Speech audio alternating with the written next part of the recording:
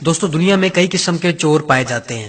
سب سے گھٹیا چور وہ ہوتے ہیں جو کسی کا آئیڈیا چرا لیتے ہیں، لیکن اس سے بھی گھٹیا قسم کے چور ہمارے پڑوسی ملک بھارت میں پائے جاتے ہیں، جو ہمارے ہیروز کا نام تک چرا کر اپنی موویز میں پاکستان کے خلاف استعمال کرتے ہیں۔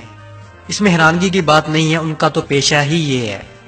کبھی کسی کی کہانی چرا لی، کبھی کسی ہالی ووڈ موویز کا اسکرپٹ اور کور پیج چرا لیا، کبھی کسی دوسرے ملک میں جا کر ان کے کھانے کے چمچ چرا لیتے ہیں، اور کبھی کسی کا پانی چرا لیا۔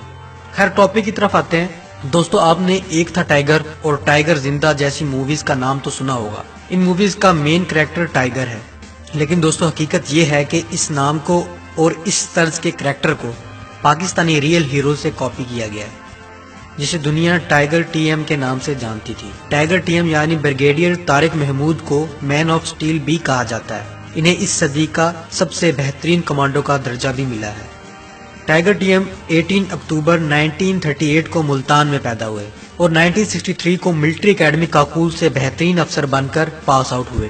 آرمی نے انہیں کمانڈو کی ٹریننگ دی اور ٹریننگ مکمل ہونے کے بعد وہ ایس ایس جی کمانڈو کی پہلی بٹالین میں بھی شامل ہوئے۔ 1965 میں انہیں امریکہ میں ہونے والے ایک ایڈوانس اسپیشل کورس کے لیے منتخب کیا گیا، مگر اس وقت 1965 کی پاک بھارت جنگ شروع ہو گئی۔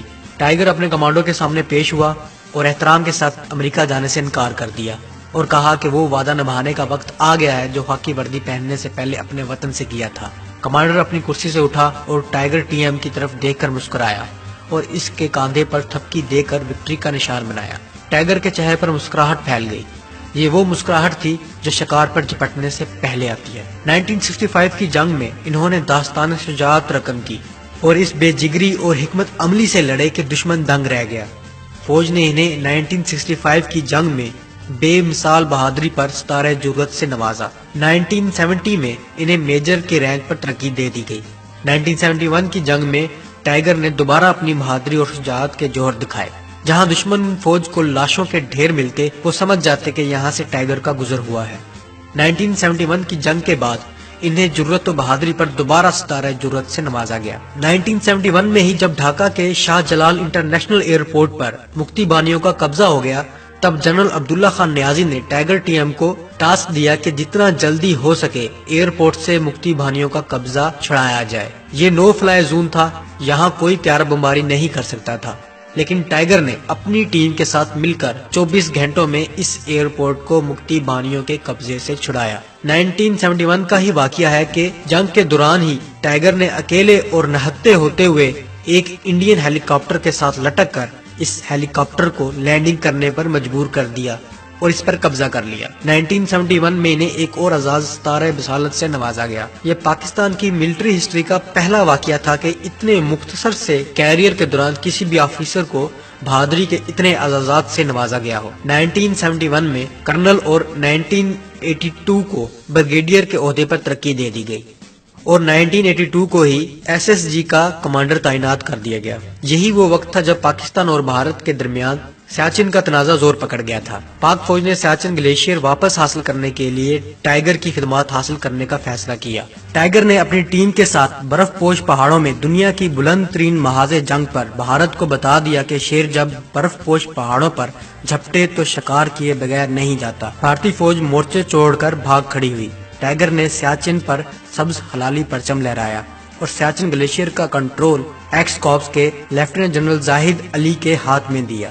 تاہم 1984 میں ہی یہ علاقہ کھو دیا گیا۔ ٹائیگر دشمن انٹیلیجنس ایجنسی را کی نظروں میں آ چکے تھے اور وہ انہیں قتل کروانے کے در پہ تھے۔ آئی ایس آئی بھی بے خبر نہ تھی۔ آئی ایس آئی نے رپورٹ پیش کی کہ را ٹائیگر پر نظر رکھے ہوئے ہے اور اس وقت کے بھارتی وزیر اعظم راجیو گاندھی کو ہر ہفتے ٹائیگر کی رپورٹ پیش کی جاتی تھی۔ یوں تو ٹائیگر ٹی ایم نے بہت سے آپریشنز کیے اور تمام آپریشنز میں کامیابی بھی حاصل کی، مگر دنیا نے انہیں اس وقت جانا جب 5 ستمبر 1986 کو کراچی ایئرپورٹ پر ایک امریکی مسافر طیارہ ہائی جیک کر لیا گیا۔ 360 افراد کی جان خطرے میں تھی، مگر ہائی جیکروں کو معلوم نہ تھا کہ ایک بہت بڑا خطرہ ٹائیگر کی صورت میں کراچی کی طرف روانہ ہو چکا ہے۔ ٹائیگر نے مسافروں کو ہائی جیکروں سے بازیاب کرانے کا منصوبہ بنایا اور خود ایس ایس جی کی کمانڈ کی۔ تھوڑی ہی دیر میں ہائی جیکر گرفتار ہو کر ٹائیگر ٹی ایم کے قدموں میں تھے۔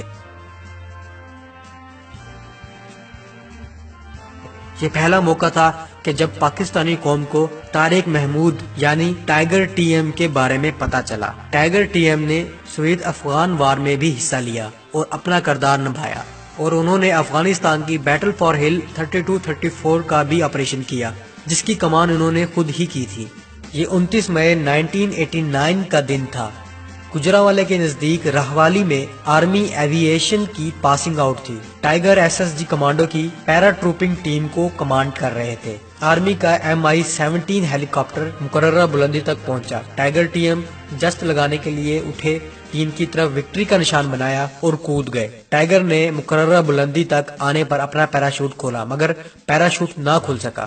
انہیں احساس ہو چلا تھا کہ اب اللہ کی امانت واپس کرنے کا وقت آ چکا ہے، اور اس طرح دھرتی کا بیٹا دھرتی کی آغوش میں سما گیا۔ کہا جاتا ہے کہ اگر ٹائیگر کسی اور ملک میں ہوتا تو ان کے کیریئرز اور کارناموں پر بے شمار فلمیں بنتی اور داستانیں سنائی جاتی۔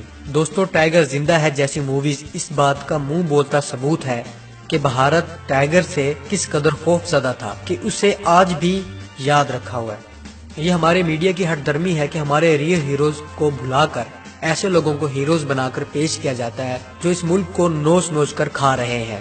دوستو، ٹائیگر ٹی ایم جیسے ہیرو ہر قوم کو نہیں ملتے۔ یہ ہماری خوش نصیبی ہے کہ ہماری تاریخ بے شمار ہیروز سے بھری پڑی ہے، اور یہ ہماری بد نصیبی ہے کہ ہمیں ہمارے ہیروز کے بارے میں پتہ تک نہیں ہے۔ دوستو، امید ہے آپ کو ہماری یہ کاوش پسند آئی ہوگی۔ اپنی دعاؤں میں یاد رکھیے گا۔ اللہ حافظ۔